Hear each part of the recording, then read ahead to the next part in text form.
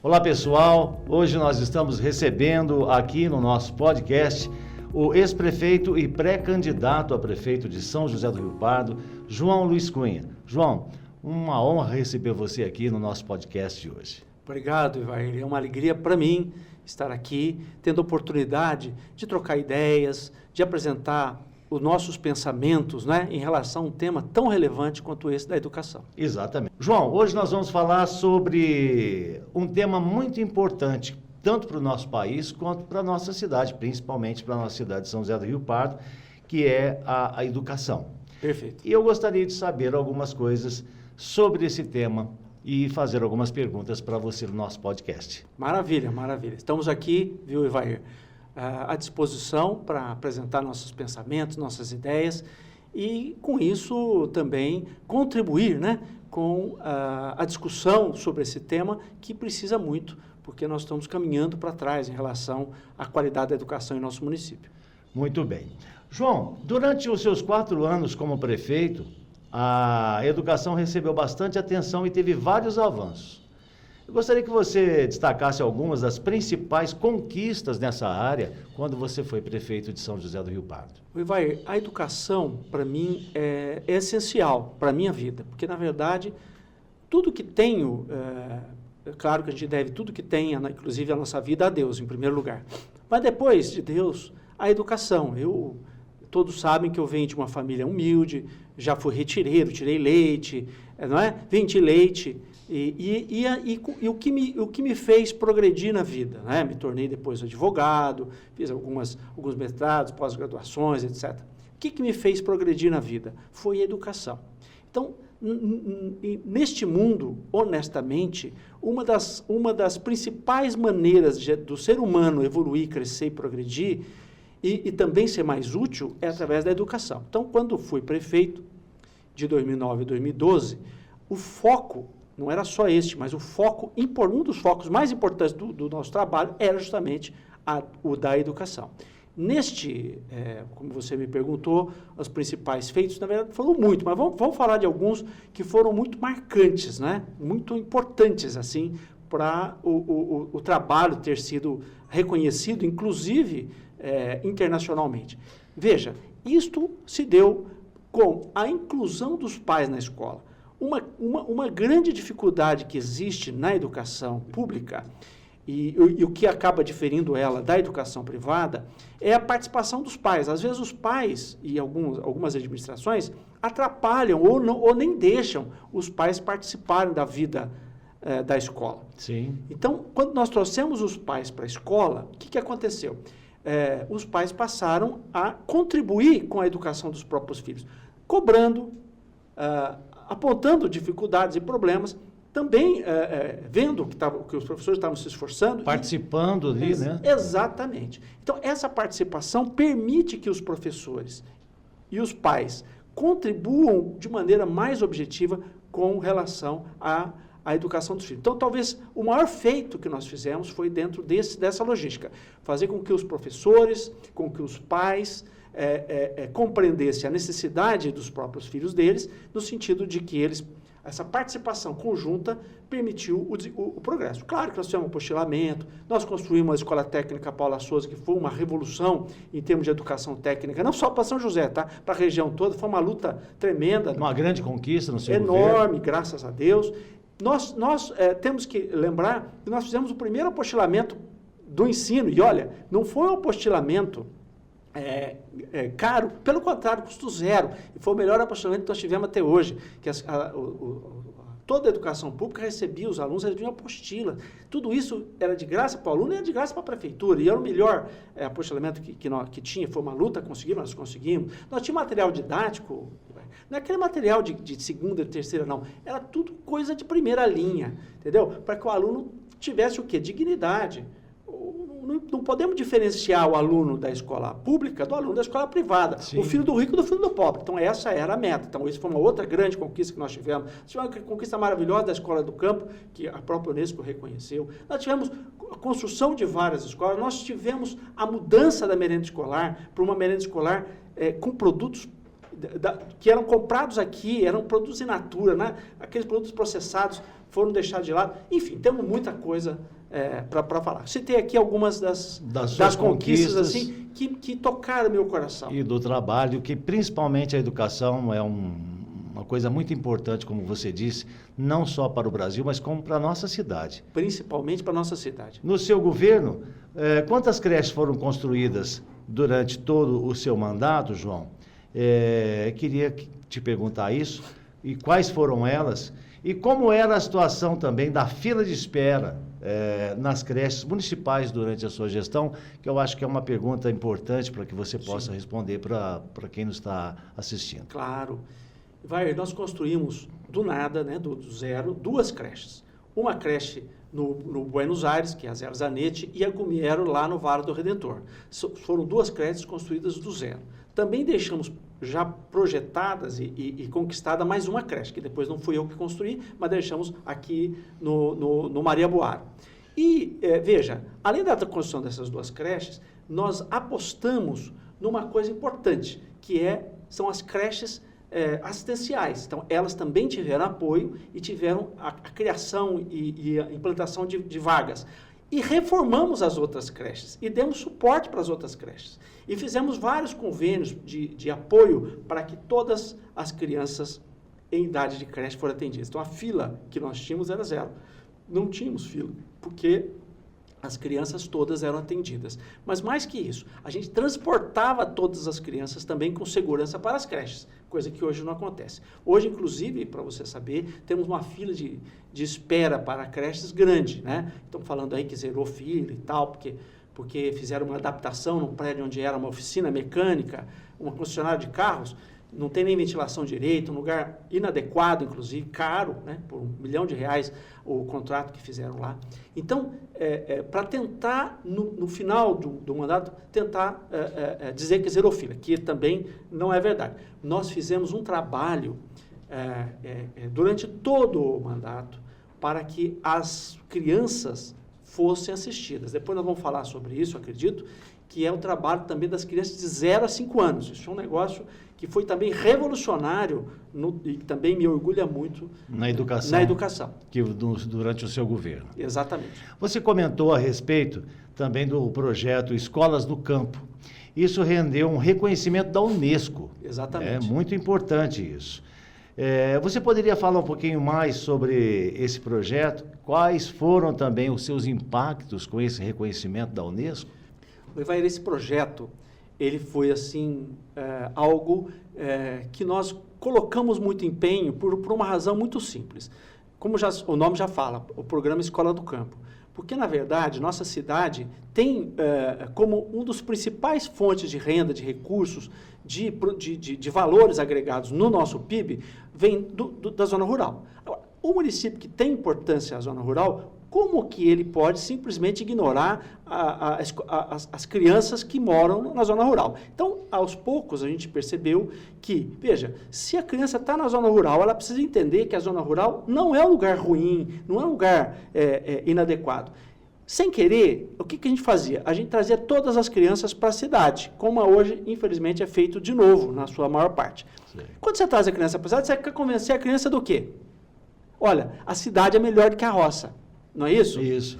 E tudo que se ensina na cidade não tem nenhum foco necessariamente ligado à realidade daquela criança que mora na zona rural, que mora no campo. Com certeza. Então, a ideia da Escola do Campo é o seguinte: nós vamos ter uma grade tão boa quanto da cidade, uma estrutura tão boa quanto a da cidade, em todos os sentidos, internet, informática, qualidade dos professores, mas nós vamos ter um foco, além da grade urbana, nós vamos ter um viés, um foco voltado para quê? Para a realidade do campo, para a pessoa que está lá, para a realidade dela. Porque a criança que está no campo, ela está acostumada com outras coisas diferentes das crianças que estão na zona urbana. Então, está lá, está acostumado com os animais, com a produção agrícola, está acostumado com trator, máquinas, implementos, defensivos e várias outras coisas, meio ambiente diferente e tal. Na zona urbana é diferente disso. Então, a ideia foi criar uma estrutura toda que já existia, um programa muito bom do Ministério da Educação. Nós adaptamos esse programa à nossa realidade local e aí foi assim uma coisa que causou impacto nacional. Nós tivemos aqui a vinda de muitas instituições públicas e privadas e algumas secretarias de Estado, de outros estados e de outros municípios vieram conhecer a nossa realidade. Isso nos rendeu, de fato, um prêmio da Unesco, que reconheceu, que inclusive é um órgão da ONU, né, das Nações Unidas, que demonstrou o quê? Que nós tivemos um avanço fantástico em relação a essa questão. Então, foi exatamente a ideia e o projeto. Isso é muito caro para nós. Por quê? Porque a ideia nossa é recuperar a agricultura em nossa cidade. A nossa zona rural está muito abandonada. E uma das maneiras de você fazer isso é incluir o jovem, porque senão as pessoas vão ficando velhas e vão se cansando e tudo vai parando. Daqui a pouco não tem ninguém para produzir alimentos. Para trabalhar no campo. E que é um trabalho digno. Eu vivi no campo, eu nasci no campo e vivi no campo. Você pode dizer eu posso falar isso com tranquilidade. De causa, né? Exatamente. E a agricultura de nossa cidade é uma potência, né? Sim. É uma cidade que... E é uma potência que hoje reduziu muito, tá? Porque, infelizmente, nós tínhamos um projeto que chamava-se CEAGEP, né?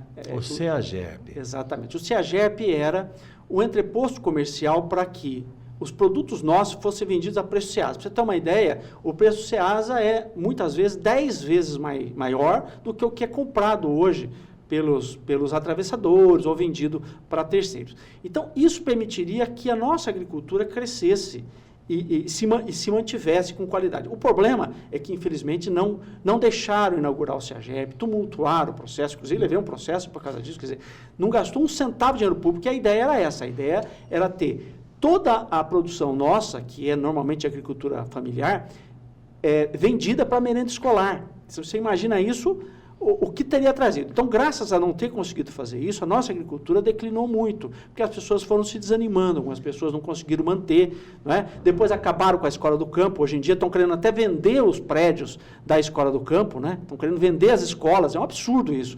Eu acho assim, não, é mais viável trazer para a cidade. Olha, gestão pública não se faz assim. Gestão pública se faz com prioridade. Qual é a prioridade de um município agrícola como o nosso? É incentivar a agricultura. Como é que você incentiva a agricultura acabando com as escolas da zona rural? Fica difícil. Tanto um contrassenso. A agricultura é muito forte em São José, sim, mas precisa ser mais reforçada. Ainda, mais sim, reforçada. Porque nós perdemos importância. Como você disse agora do CEAGEP. Sim, nós perdemos importância. Então, agora nós vamos ter que retomar isso. Inclusive, retomar essas questões todas, inclusive a escola do campo. Né? Não dá para vender os prédios da escola. Ou estão querendo vender ou estão abandonados. Porque eles acham que a prioridade é outra, né? E não a educação. Aí fica difícil. Olha, esse assunto ainda a gente vai voltar para abordar sobre agricultura em São José do Rio Pardo, mas voltando nesse caso, nesse nosso podcast de hoje, o nosso podcast entrevistando o ex-prefeito e pré-candidato a prefeito João Luiz Cunha, nesse bate-papo sobre a educação. Eu queria te fazer uma pergunta sobre o programa ONG Maria Souto Vidigal, que foi uma iniciativa voltada para a primeira infância durante o seu governo. Como funcionava esse programa, João? E quais eram os seus objetivos? Nós tivemos uma ajuda muito importante do Dr. Teixeira, né, que é um médico reconhecido na cidade.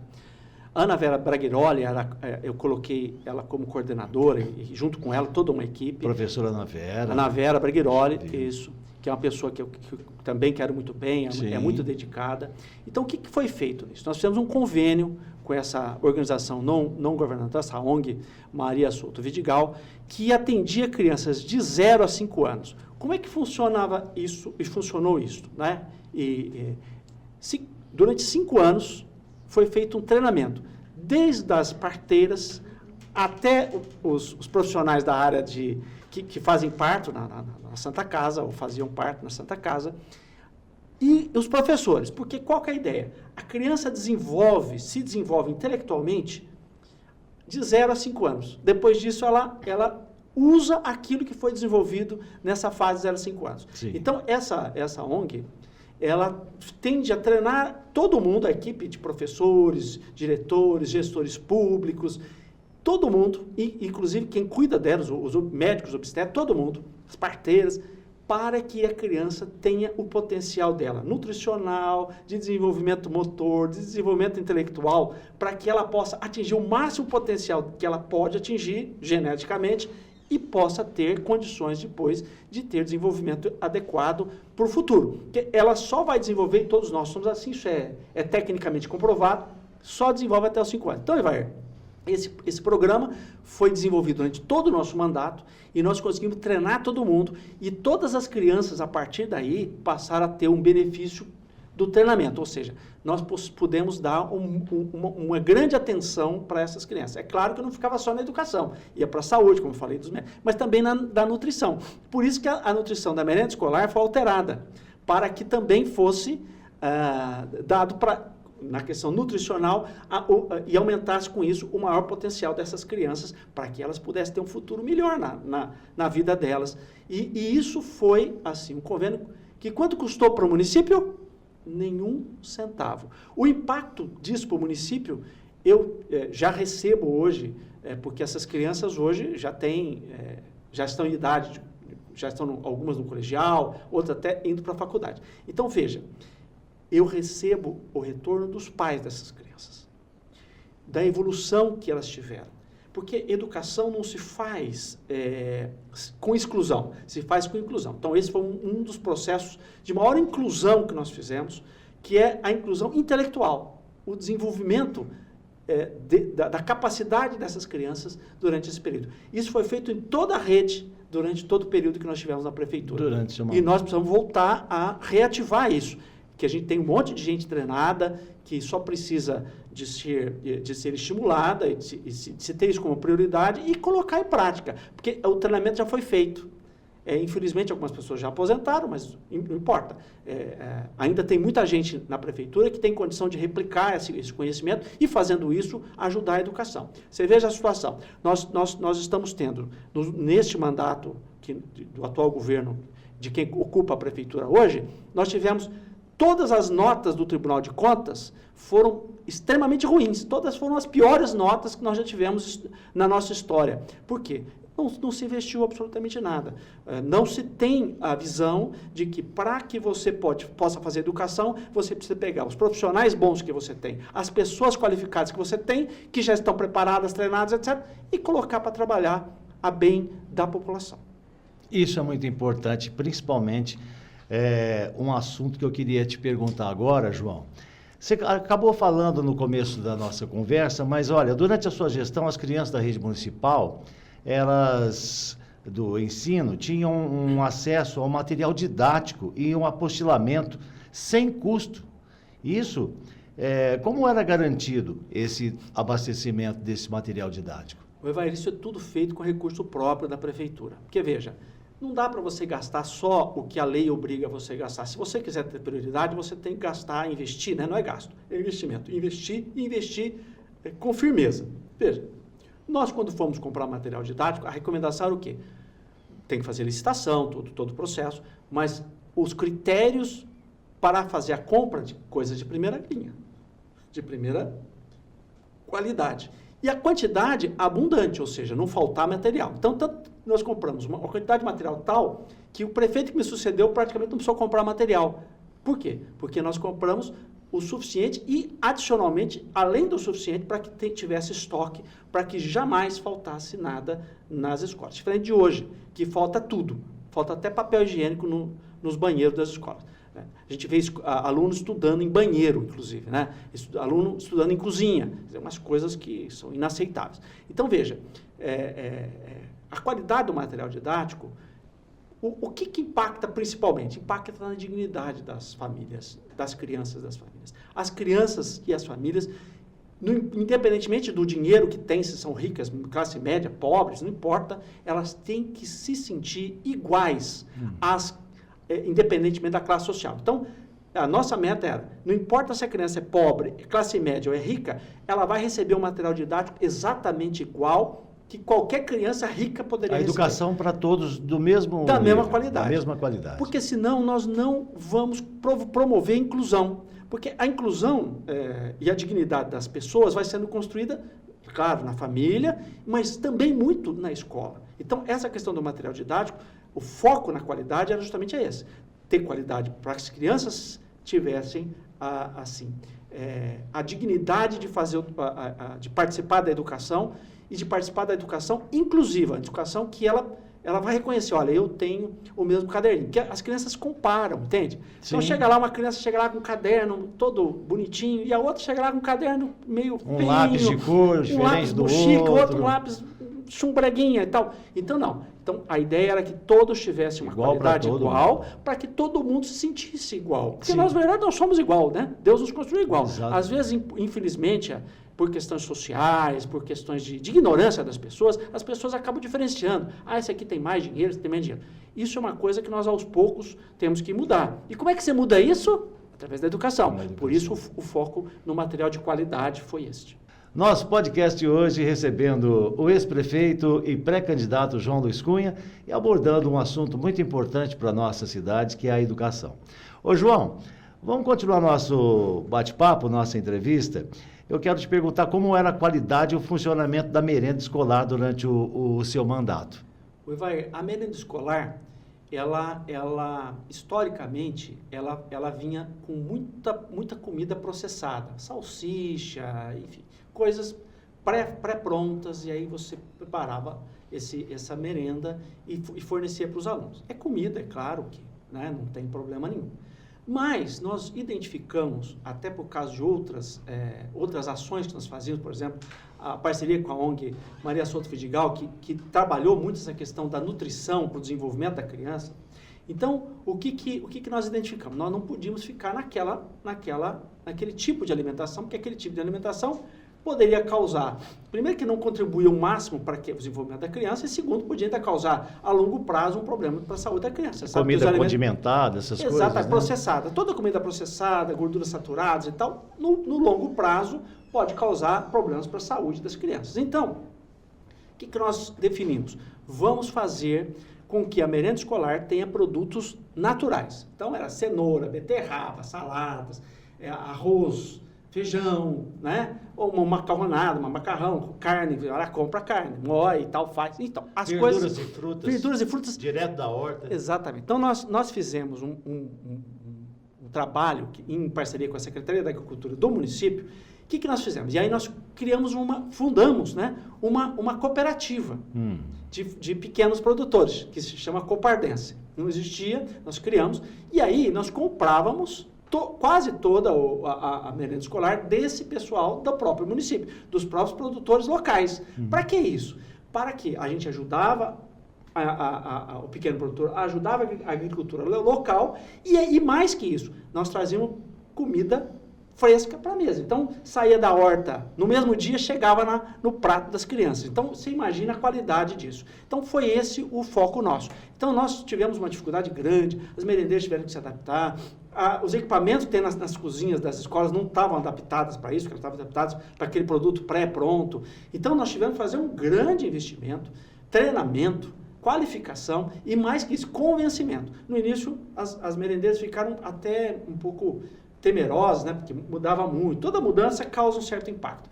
Mas com o tempo elas mesmas entenderam e abraçaram de tal maneira que eu devo a elas, as merendeiras, o sucesso desse programa. Foi um sucesso. As crianças adoraram, os pais adoraram e, mais importante, naquele período pelo menos, as crianças tiveram alimentação saudável, de qualidade e comprada no município de São José do Pardo. O dinheiro ficava aqui. Porque um dos problemas que nós temos, assim, quando você compra um produto processado de fora, o dinheiro vai para lá. Nós não, nós queremos que o dinheiro fique aqui. Essa é uma das coisas que diferencia a gente dos outros, né?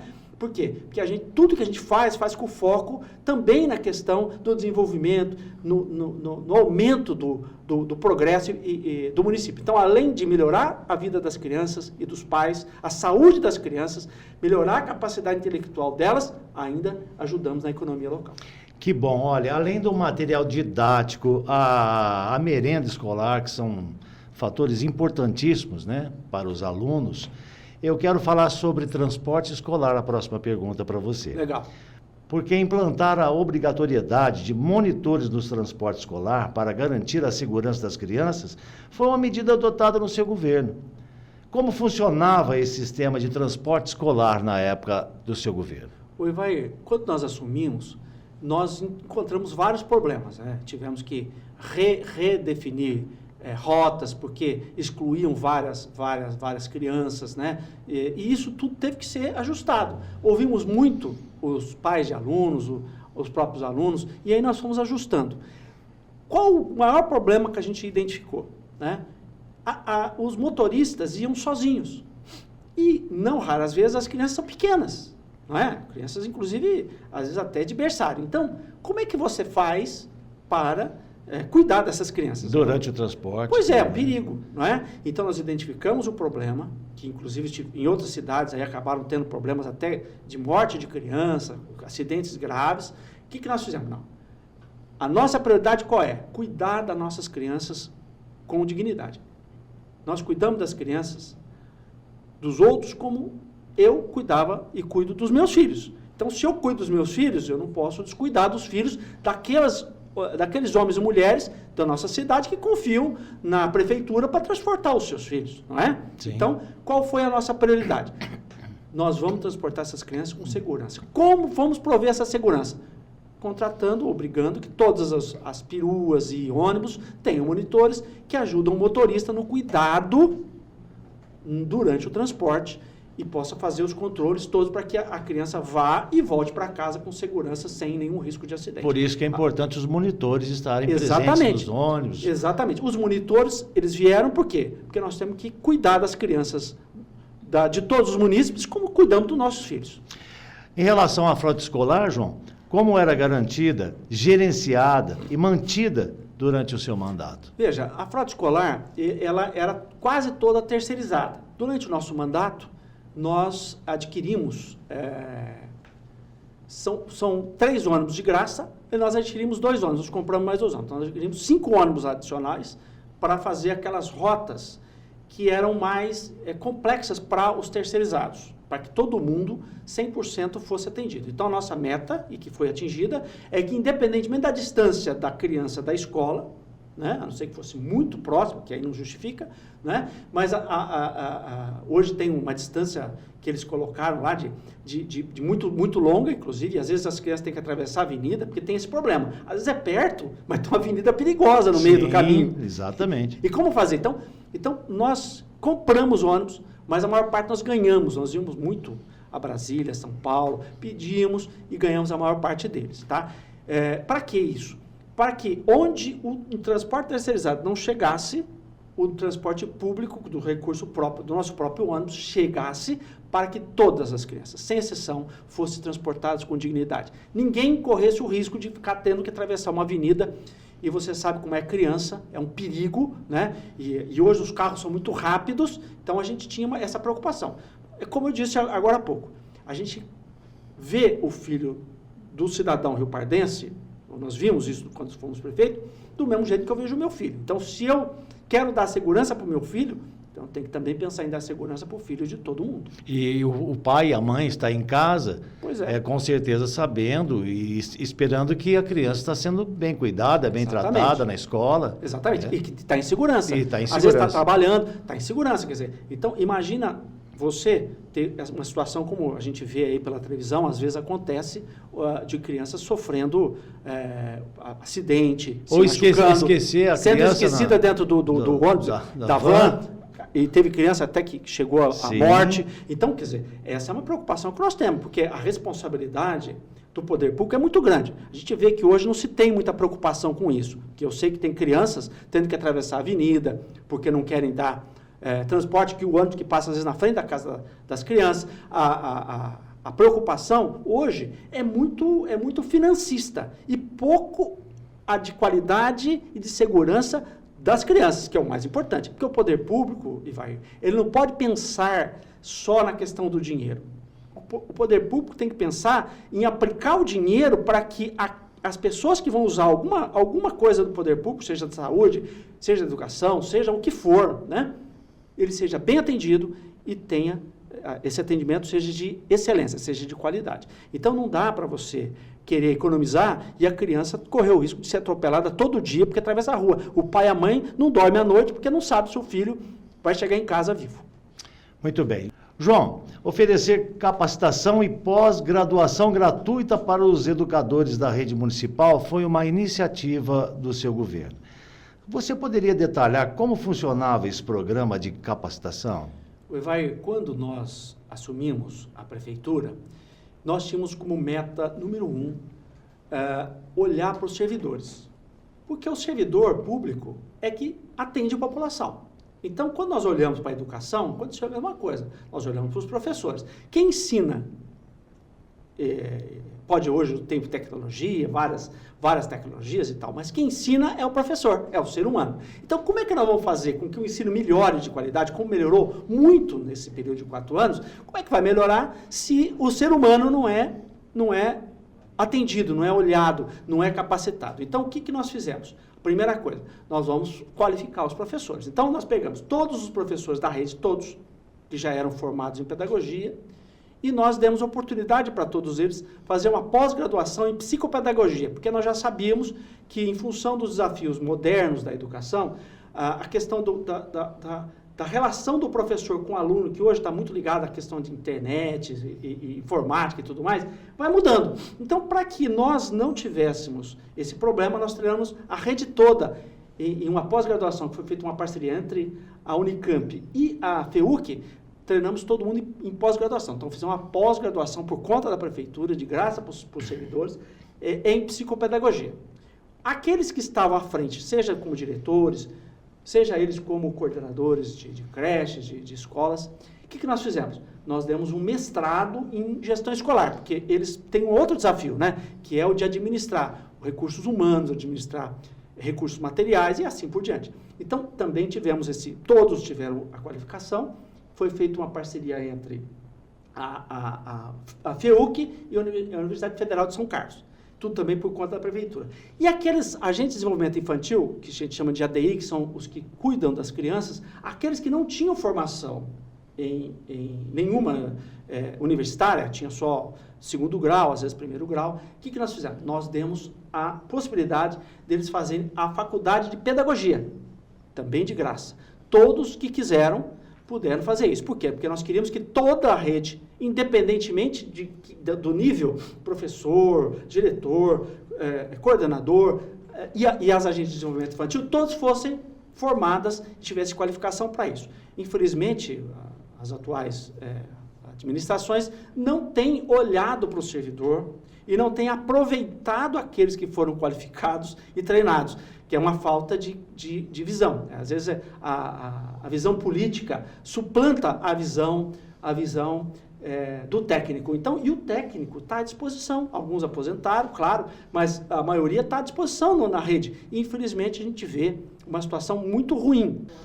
Nosso bate-papo hoje é sobre a educação com o nosso pré-candidato João Luiz Cunha. João, vamos falar um pouquinho do esforço que houve no seu mandato para recuperar salários e valorizar a classe educacional. Como foi esse processo de recuperação salarial? Na verdade, nós fizemos isso como um todo no poder público. Porque, na verdade, como eu já disse há pouco, e repito, quem faz educação é o professor.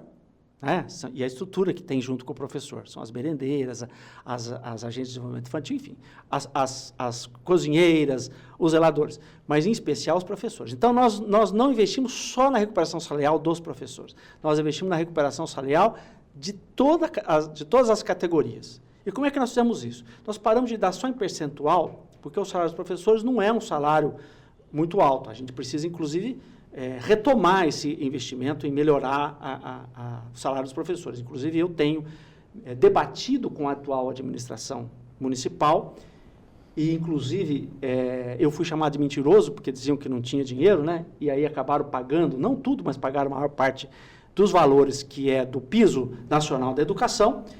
Por que nós brigamos por isso?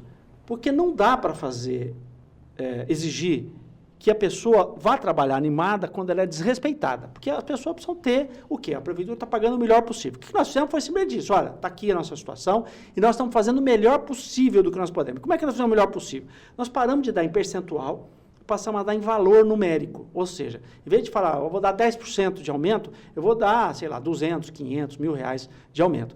Isso faz com que as pessoas que estão com salários mais baixos vá crescendo salarialmente em volume muito maior do que se eu fosse dar o mesmo aumento em percentual para todas as categorias. Porque na prefeitura há pessoas que ganham 10, 15, 12, 20. Então, não é justo. Então, nós queremos fazer o quê? Justiça. Aí, quando as pessoas enxergaram essa justiça, eles consideraram e aí eles entenderam que nós estamos fazendo o melhor, o município está fazendo o melhor que pode nesse processo de recuperação, que não terminou, que precisa continuar. E aí, eles também reconheceram isso. Porque o problema não é só quanto ganha. A maior parte dos professores, e não só os professores, trabalham não é só por dinheiro. Aliás, a maior parte não trabalha nem por dinheiro. A maior parte trabalha pelo prazer, em primeiro lugar, de ser professor, que gosta do que faz. Amor à profissão, exatamente. Em segundo lugar, em terceiro lugar, por causa da remuneração que tem. Então, quando a gente demonstra, quando a gente deixa claro que nós estamos fazendo a nossa parte, quer dizer, quem está na prefeitura está cumprindo a sua obrigação de fazer o melhor que pode, mesmo que ainda não seja o ideal, as pessoas reconhecem e também conseguem, porque psicologicamente estão comprometidas, dar o melhor de si. E foi esse o trabalho que nós fizemos no período que nós estivemos na prefeitura. E que precisa ser retomado, porque infelizmente as pessoas estão sendo desrespeitadas. E não é de hoje. João, houve investimentos em modernização e tecnologia na rede municipal de ensino? Muito investimento. Nós compramos um servidor na prefeitura, um grande servidor, para poder receber informação. E, na época, nós contratamos uma empresa especializada que fazia a metrificação do aproveitamento escolar dos alunos, para a gente poder fazer o quê? Entender o problema do aluno, e aí, junto com o professor, diagnosticar o problema e apresentar a solução. Além disso, os pais conseguiam.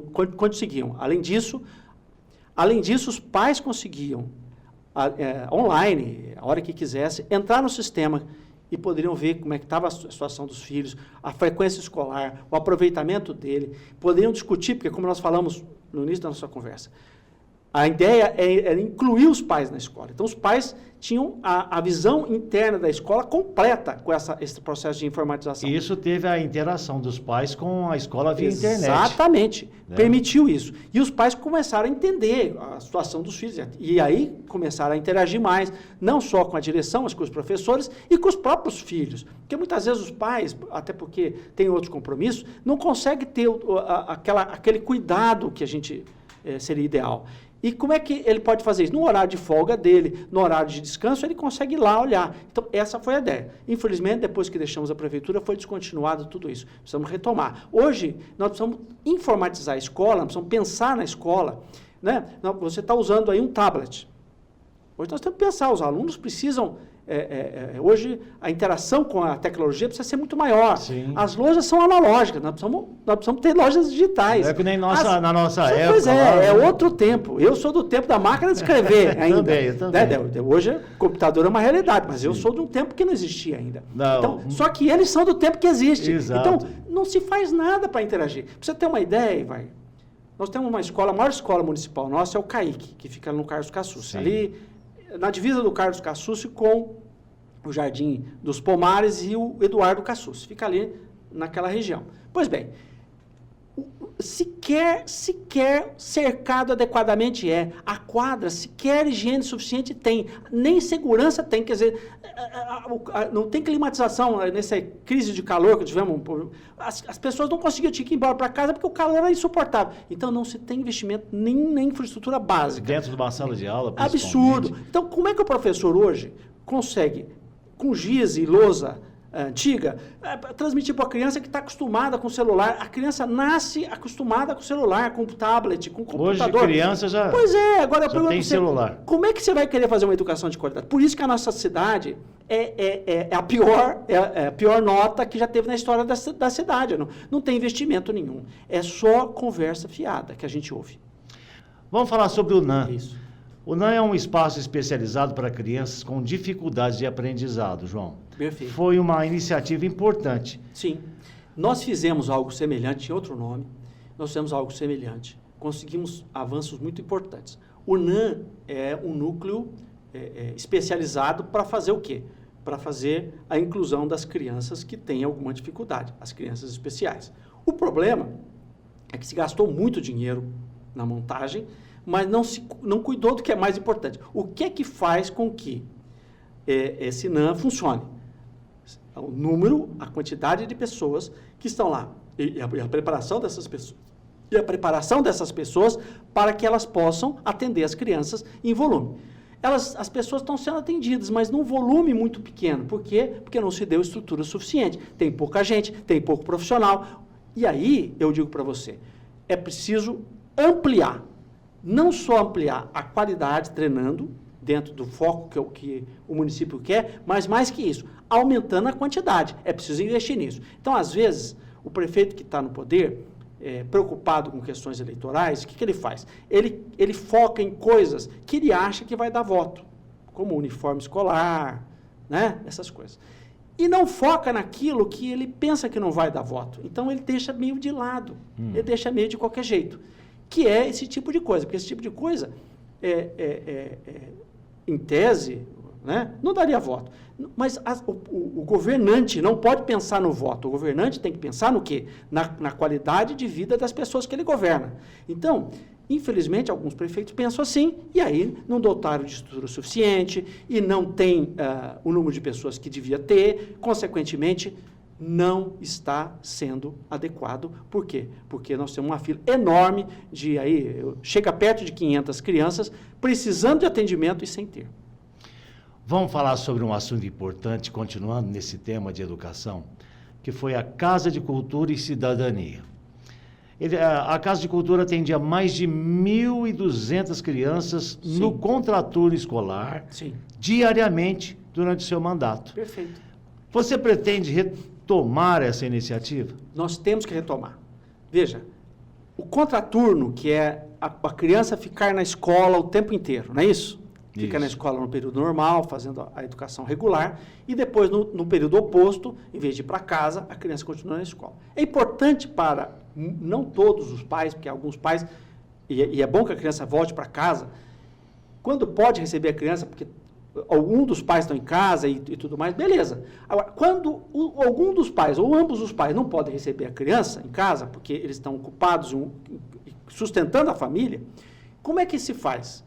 Hoje, se deixa a criança na própria escola, tendo um atendimento que é muito precário, porque a criança está no mesmo ambiente, com a mesma coisa, com a mesma discussão e tal, não se criou nada. Então, o que é a Casa de Cultura e Cidadania? Nada mais não era só a Casa de Cultura e Cidadania, tá, Ivair? Tinha também o DEC, tinha também a Secretaria de Cultura, e todo mundo trabalhando no mesmo foco. A gente tirava as crianças no período oposto às aulas, e levava elas, no caso da Casa de Cultura e Cidadania, que tinha aula de circo, aula de teatro, de cinema. Interação. Total. Para você ter uma ideia, nós temos várias pessoas no Circo de Soleil hoje. Sim. Que passaram por lá. E temos vários músicos profissionais que passaram por lá. Tem muita gente que está no circo que passaram por lá. Circos de grande renome, gente que está no teatro, gente que está ganhando a vida na dança. Então, eu quero dizer para você o seguinte, então, o contraturno escolar não pode ser aquela coisa enfadonha, que é um depósito de criança que fica lá, como está sendo feito hoje, só para dizer para as pessoas que tem contraturno. Não, o contraturno tem que ser assim, por isso que a Casa de Cultura tem que voltar. Como nós fazemos? Não só a Casa de Cultura tem que voltar, nós temos que concluir, porque, se você sabe, ainda falta um módulo da Casa de Cultura, ela devia atender quase 2.000 crianças, tem um circo todo lá. Aliás, o circo era foi muito desmontado. bem montado, muito sim, bonito. Sim. Uma lona novíssima. Perfeito. As aulas lá. Eu cheguei a presenciar muitas vezes lá. Exatamente. O que aconteceu? Nós deixamos a prefeitura, eles abandonaram. Sabe quanto custava isso para a prefeitura? Nenhum centavo. Era uma parceria com a STT. Com a STT. Quem iniciou essa ideia não foi uma ideia minha, da Casa de Cultura especificamente. Essa ideia foi do ex-prefeito João Santurbano. Tá? Ele começou o projeto acabou não fluindo o suficiente no mandato dele, e eu vi o projeto lá na gaveta, eu falei, poxa, que coisa boa, porque a gente tem que, sabe, quem governa não pode pensar nessa coisa de voto, de política, não. Tem que pensar no quê? Quem governa tem que pensar em fazer o bem para a sociedade. Então, o que eu vi? Eu falei, que coisa boa. Fui atrás, a SGT era parceira, né? E aí a SGT bancava 99% dos custos de todo o projeto. A construção dos espaços era por conta da prefeitura, o prédio. E a manutenção de tudo, inclusive os funcionários e tudo, o pessoal de primeira linha, todo mundo era bancado pela SGT. Pela SGT. Então, veja, administrar isso é você buscar soluções. Aí tinha, no caso lá, o DEC, que hoje se chama CEMEL, mas na época chamava DEC. O DEC tinha todas as escolinhas de esporte, então a gente transportava as crianças, por isso também compramos ônibus, que nós falamos agora há pouco, para transportar, porque era muito complicado. Então, nós fomos fazendo o quê? Uma logística para fazer o contraturno, de maneira que o contraturno fosse produtivo e não fosse uma coisa enfadonha, como é hoje, um depósito de criança que é perigoso, não está atendendo a necessidade e que a criança acaba ficando até com raiva de ir na escola, o que desestimula ela, inclusive, no período regular. Inclusive, a Casa de Cultura era muito bem localizada ali, Sim. na Avenida Benedito Reis Sigliani. Exatamente. Né? Um espaço muito bonito ali. Não existia nada, era um terreno Sim. baldio sujo ali. Nós construímos do zero. Foi uma experiência fantástica. E não era só os alunos, tá? Não sei se você sabe, mas os pais dos alunos também eram chamados para discutir formação profissional, economia doméstica e várias outras atividades. Nós tivemos um trabalho ligado a esporte também lá muito forte. E o DEC também tinha um trabalho muito forte. A cultura tinha um trabalho muito forte. Então, a ideia nossa é voltar a ter a Casa de Cultura e Cidadania. Hoje, nesse local, funciona o polo de Tatuí, que inclusive é um polo importantíssimo para São José do Rio Pardo e merece que nós demos para ele um espaço que ele merece, né? Um teatro adequado, adaptado para as necessidades do polo, que nós vamos... Essa é uma outra coisa que, quando for oportuno, nós vamos conversar. Então, lá tem que voltar a ser. Nós temos que voltar a atender. E agora nós temos que atender melhor, né? Nós temos que voltar ao foco dos bairros para que as crianças tenham espaços públicos para a prática de esporte, recreação e assim por diante. João, deixa eu fazer outra pergunta para você sobre a construção da ETEC Paula Souza. Foi uma conquista significativa para os jovens de nossa cidade. Qual foi a importância dessa instituição para os jovens da nossa cidade, João? O Ivair, a Escola Técnica Paula Souza, nós precisávamos de um prédio à altura dela, né? E para dar maior volume de cursos. Para nós é fundamental ter uma escola técnica. Sim. Por quê? Porque, veja, não dá para progredir, não dá para desenvolver, não dá para se tornar um polo de coisa nenhuma se nós não tivermos qualificação profissional adequada. Então, como todos sabem, a ETEC Paula Souza, que é a mantenedora da ETEC, né, o Instituto Paula Souza, eles têm um programa e uma atuação muito assertiva. Então, o nosso foco qual é? De ter uma escola de grande porte, que é o que nós conseguimos construir, graças a Deus, né? Deus nos usou para isso. E nesse processo de construção dessa escola, a ideia qual é? É de que os cursos fossem sendo escalonados. E no futuro a gente ter uma FATEC. Tá? Infelizmente não caminhou para a FATEC até hoje, mas nós vamos começar a retomar esse trabalho. E os cursos também ficaram os mesmos praticamente de quando iniciou. Então, por que isso? Porque você tem que formar pessoas em qualificações diferentes, para você ter uma diversidade de qualificação. Sim. Se você forma a mesma coisa, as mesmas pessoas vai chegar num momento que satura o mercado. E também por quê? Porque faz parte, e essa importância é muito grande da ETEC, se nós quisermos desenvolver São José do Rio Pardo, nós temos que ter um volume de pessoas qualificadas maior. Então, isso faz parte da infraestrutura. Então, tem sentido por quê? Para a vida das pessoas. O jovem que faz uma ETEC sai de lá com uma qualificação que ele pode ir para a vida e ganhar a vida dele.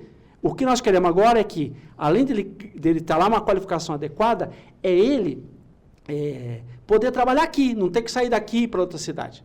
Eu tenho 2 filhos, véio. Um deles já está fora, porque não tem oportunidade aqui. Então, nós temos que lutar para que eles possam ter a qualificação melhor, mas possam usar ela aqui. Então, agora nós temos que começar um processo de dar sequência a novos cursos e também focar esses cursos, sintonizar esses cursos com o que nós queremos desenvolver na área de tecnologia, que é uma das áreas que nós precisamos trabalhar o foco nosso aqui, e também o foco do agro, que também não tem foco nenhum focado nisso, que nós precisamos retomar, entendeu? Então, isso tudo junto vai fazer com que a gente tenha que dar um choque de desenvolvimento também na ETEC, que ficou assim, depois que nós criamos lá, implantamos um prédio novo e tal, ficou meio que numa situação de manutenção. Nós temos que caminhar além do que nós fizemos. Além disso, a ETEC, ela promove esses cursos que são gratuitos, como técnico na segurança do trabalho, Sim. né? Informática, e entre manutenção, tem várias, química, tudo. Exatamente. E ali, o aluno, além de ter todo o curso, ele já sai praticamente 90% já encaminhado para o emprego. Exatamente. Né? Já E tem uma parte também que é o segundo grau, que é o colegial que é feito lá. Isso. De uma excelência fantástica. Maravilhosa. Ô, João, vamos continuar aqui, estamos quase terminando nosso programa, nosso podcast. Você conseguiu aprovação para trazer um Instituto Federal para São José do Rio Pardo, durante todo o seu mandato, né? Mas o que acontece é que não deram continuidade. Você planeja retomar esse esforço para trazer mais uma instituição federal de ensino para São José do Rio Pardo? O Evair, nós trabalhamos durante todo o mandato para conseguir aprovação de um Instituto Federal aqui, né? São João tem um, e a nossa ideia é que nós também tivéssemos um, né? Nós conseguimos esse feito, graças a Deus, mas depois nós não ficamos, né? Vencemos a eleição, mas nós assumimos a prefeitura e acabaram não cuidando. Não deram sequência. Não deu continuidade. Esse instituto acabou sendo destinado depois para Mococa, que acabou também não aproveitando a oportunidade. Então, nós ainda, pelo fato de também ter perdido lá, a nossa meta é retomar essa briga para trazer para cá um Instituto Federal de Tecnologia, porque uma das vertentes que a gente pensa ser importante para a nossa cidade de desenvolvimento está justamente ligada à tecnologia, que é algo que futuramente nós vamos conversar sobre isso. Então, a nossa meta é retomar e reconquistar o que nós já tínhamos conquistado antes. Vamos falar da FEUC um pouquinho, faculdade, né, municipal aqui de São José do Rio Pardo. Ela tem uma importância social significativa aqui para São José. Como o seu governo, então, diga para a gente, incentivou essa instituição? O que foi feito para você fortalecer a FEUC durante o seu mandato? A FEUC é uma autarquia municipal, tá? Ela é importantíssima para qualquer projeto de desenvolvimento da cidade. Então, nós temos que voltar a FEUC para os projetos de desenvolvimento. Quando nós tivemos na prefeitura, a FEUC construiu o primeiro módulo do campus, que hoje não é usado por ela, nós temos que fazer que seja usado pela FEUC, dar sequência na construção do segundo, terceiro e quarto módulos, e aí implantar essa faculdade para valer. Nós temos que transformar ela, que a ideia é essa, numa universidade, tá? Um centro universitário, que aí permite que ela tenha liberdade de ação. E o que nós fizemos? Nós tivemos o quê? Fizemos o maior volume de bolsas de estudos, fizemos treinamento dos professores com parceria com a FEUC, nós valorizamos e aumentamos e ampliamos o número de cursos. Porque não adianta você ficar só com os mesmos cursos, só ligado à educação. Aí era manter os cursos da educação com excelência e ampliar para outras áreas.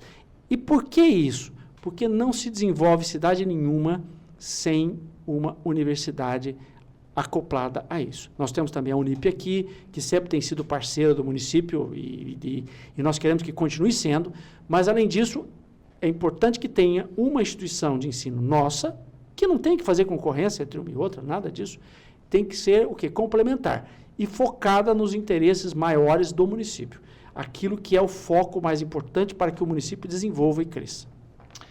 João, para finalizar nosso bate-papo de hoje do podcast, eu quero fazer uma próxima pergunta para você. O que você acha e como que você está vendo a educação na nossa cidade, depois desses últimos acontecimentos, como tem mostrado aí nas redes sociais, em jornais, né, sobre alunos tendo aula no banheiro, sobre tendo educação física num porão, aula de educação física. Qual o seu comentário sobre isso? O que você pensa sobre isso, João? Evair, não sou eu. Né? Como você bem colocou, está sendo publicado aí nos jornais e tudo mais. Mas mais que isso, o Tribunal de Contas, o que é o Tribunal de Contas? O Tribunal de Contas é um tribunal especializado que vem e faz uma auditoria em tudo que está acontecendo. Isso é um órgão oficial do Estado. Então, ele avaliou a educação nossa. Quando ele avaliou a nossa educação, ele viu que está num processo muito ruim de decadência. E por que acontece esse processo ruim de decadência se os professores são os mesmos, eles já foram qualificados, como eu disse para você? Acontece por falta de foco. Quem governa precisa dizer qual é o foco dele. Então, qual é o problema da educação no Brasil do Parto? Falta de investimento. Aí só vai atrás de fazer alguma coisa quando explode um escândalo, como aconteceu, e nacionalmente nós fomos vistos como a cidade que coloca crianças para estudar dentro de um banheiro, de uma quadra, sabe? Um banheiro ainda sujo. Então, quero dizer para você o seguinte, como é que faz para mudar isso?